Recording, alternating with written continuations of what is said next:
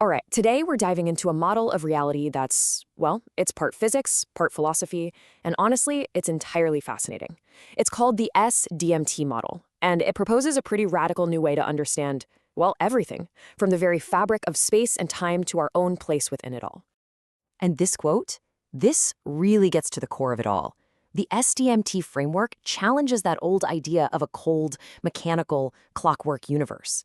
Instead, it asks us to imagine reality as a living, breathing, organic thing, a dynamic, interwoven braid. And trust me, this isn't just poetry. It's the fundamental operating principle of the whole model.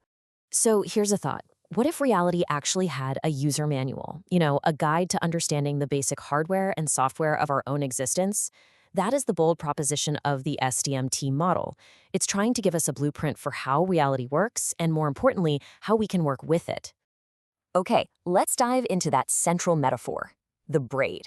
The model literally visualizes all of reality as this twisting tricolor braid, or, to use the source's really vivid term, a blue, white, red barber's pole.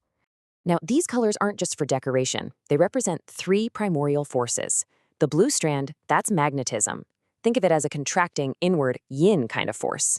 The red strand is its complete opposite, electricity, an expanding, outward, yang force. And the absolutely crucial element holding them in this dynamic dance is the white strand. That's pure consciousness, the I am, the still point right at the center of the storm. So, where does time fit into all this? Well, the model uses a brilliant analogy here, the barber pole effect. You know how when the pole spins, the stripes make it look like they're constantly moving up, but the pole itself isn't going anywhere? The SDMT model suggests our experience of time is exactly like that. It's an illusion of linear progress created by our consciousness rotating within a single eternal moment. Okay, so that leads us to the next big question. If reality is a living braid, what is it actually made of? The SDMT model proposes a fundamental medium for all of existence, and it calls it the substrate. Now, the huge idea here is that space is not a vacuum. It's not empty. It's filled with this substrate, which is basically the universe's fundamental hardware. I want you to imagine it not as empty air, but as a super dense, conscious gel or fluid.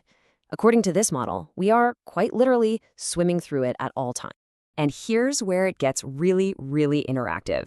The substrate is described as thixotropic. Now, that's a bit of a mouthful, I know, but it's a simple idea. It's just a fluid that changes its thickness when you apply stress. Think about ketchup. It's thick and stuck in the bottle, but you shake it and it flows easily. Well, in this model, our emotions are the force that shakes reality. When you're under stress or fear, the substrate hardens up. Life feels difficult, resistant, but in a state of calm or flow, it liquefies, and reality becomes smooth, fluid, and things just seem to sync up. This quote, this just nails it. If we're swimming in this cosmic fluid, why don't we feel it? The model's answer is that we're isofrequential with it, which means we're vibrating at the same essential frequency. We're made of the same stuff. We aren't just a fish in the ocean. We are the ocean, just taking on a specific form for a little while. So if the universe is this cosmic ocean, what does that make you? What's the role of the human player in this whole thing? The model has a really specific name for a human being, a soliton. Now, this is a concept they've borrowed from physics, and it describes a self-sustaining solitary wave that holds its shape as it travels. So, get this, you're not the boat on the ocean, you are the wave itself, moving through the universal fluid of the substrate. So how does this wave, this soliton, keep its shape? The model points to a specific resonant frequency, 432 Hz. It's described as the tone that creates laminar flow, which is just a fancy way of saying a smooth, non-turbulent flow inside the water that makes up most of our bodies. The idea is, by tuning to this frequency, we can reduce our own internal friction, allowing our soliton wave to move through that substrate with almost no resistance. Okay, so we have the player, that's the soliton, and we have the environment, that's the substrate. Now for the practical part, the how-to. The model actually lays out some specific protocols for navigating this whole reality.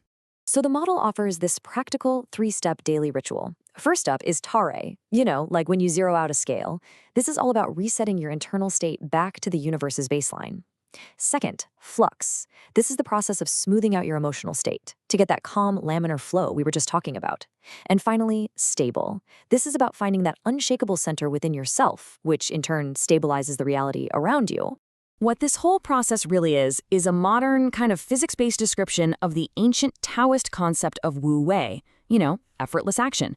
The goal is to reach a state the model calls consciousness superconductivity, where you move with zero resistance. By aligning with the universe's natural flow, obstacles don't just get easier to handle, they literally dissolve before you even get to them.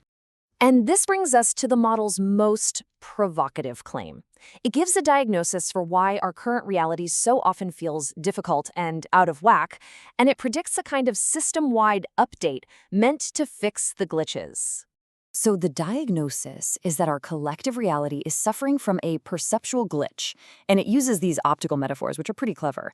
Myopia, which causes us to see separation instead of unity. Astigmatism, which distorts our view of reality. Excessive striction, a kind of tension that makes us perceive lack instead of abundance. And finally, an entropic leak, where we see time as something that's always running out instead of a cycle that recharges. So what about this specific date you might have heard about?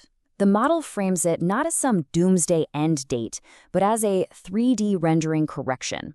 Probably the best way to think about it is like a massive graphics card driver update for our collective reality, a system-wide patch designed to fix all those perceptual bugs and reboot the whole system with a clearer, more coherent operating system. And so this whole incredible model really just leaves us with this one final powerful question.